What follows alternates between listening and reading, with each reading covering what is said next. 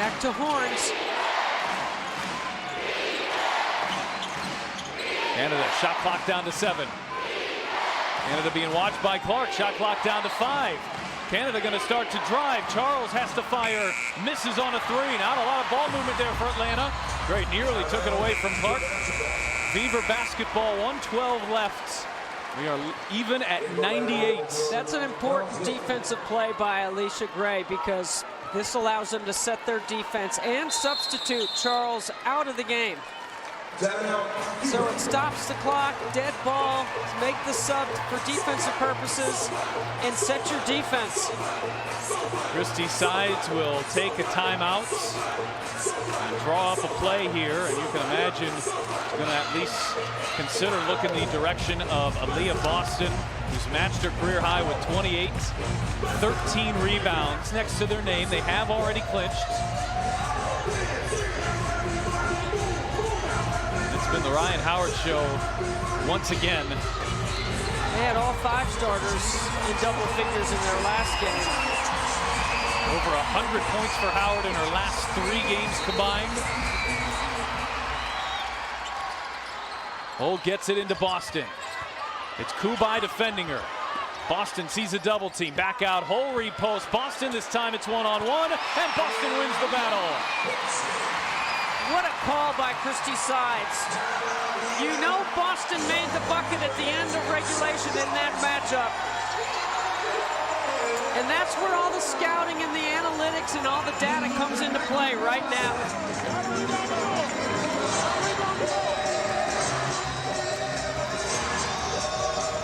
Indiana looking for win number 19,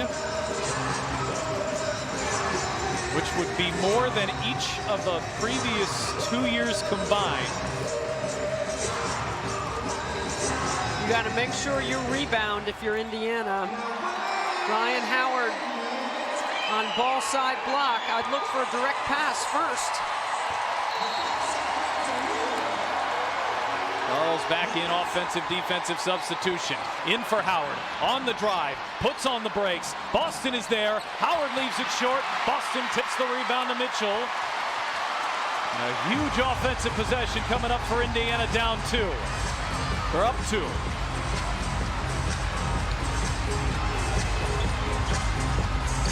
Clark spinning her way inside. Boston had it deflected. Out to Fag-Benley. Shot clock down to 5. Gets it into Boston. Boston's double teamed. Boston trying to fight through it. And shot clock violation. So they blew the whistle, and Atlanta frustrated at that. Was Christy Sides trying to call? She's looking for a foul. I didn't know if she was trying to call a timeout. Really good defensive possession here by Atlanta.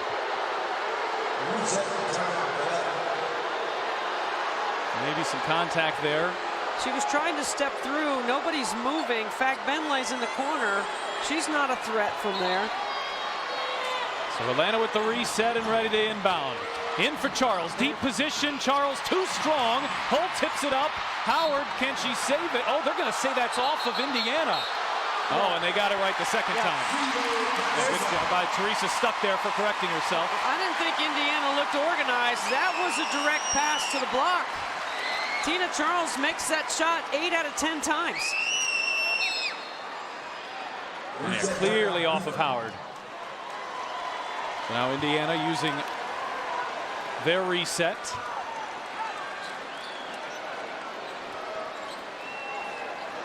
So Atlanta was playing 2 for 1 there. So the saving grace, if you're Tanisha Wright. Look for Clark coming through the elevator door screens here to the ball. 5-second differential, game clock and shot clock. Boston will hand off to Clark. Indiana with a 2-point lead, and they foul. So Atlanta had a foul to give. Although by doing that,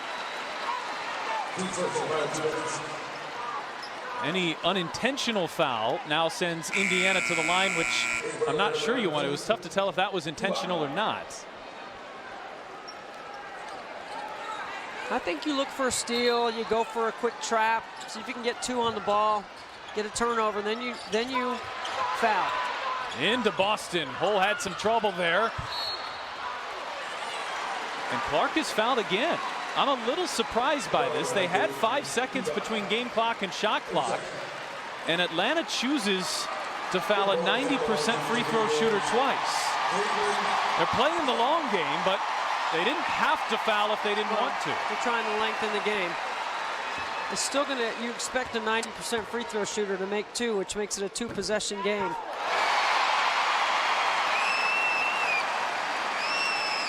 There's 29-2 on the clock when Indiana first inbounded, so that's 5.2 between the two. And Clark calmly knocks down the free throws, so Indiana goes up 2 possessions.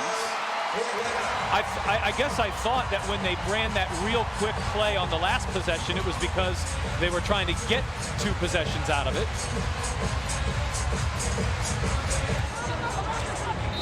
Tyrese Halliburton has been enjoying a great one here. Late afternoon, early evening, and now do the Fever have the defensive chops to hold on down the stretch. This 4-point lead is Indiana's largest since the first 3 minutes of this game. What a game. I mean, up and down, back and forth, shot making. Ryan Howard has been fantastic. 36 points.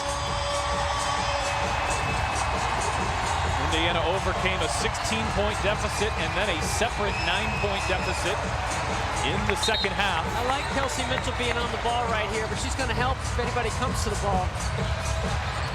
Howard on Hull. Howard on the drive. Howard flips it up. Hangs. Shot too strong. Gets a rebound. Ball loose on the floor. Guess who? Lexi Hull. Has Lexi Hull made every late game defensive play since the break for the Fever? It sure seems like it, whether it's coming up with a loose ball or rebound. Well, I went and looked it up, and in every game besides that Chicago blowout a couple weeks ago, Lexi Hull has made some sort of pivotal play in the final 3 minutes of the game. It sure felt like it. It is just uncanny, her ability to come up in these huge moments, although she misses a free throw there. This is going to be a 2-possession game either way. 4 for 5 from the 3-point line today. Her percentage is only going up. Oh, she missed them both. No timeouts left here for Atlanta, so they've really got to go quickly. Canada on the drive. Canada flips it up and gets it to go. Inbound Clark. Oh, and the intelligence there by Aaliyah Boston to get the ball and fire it in to the 90% free throw shooter. And Clark has a chance to ice this game at the line.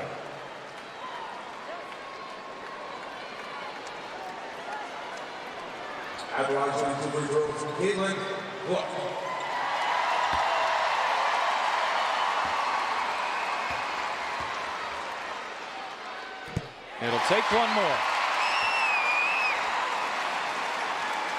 No timeouts. You have to stop the ball up the floor, but depending on this one, you don't want to foul.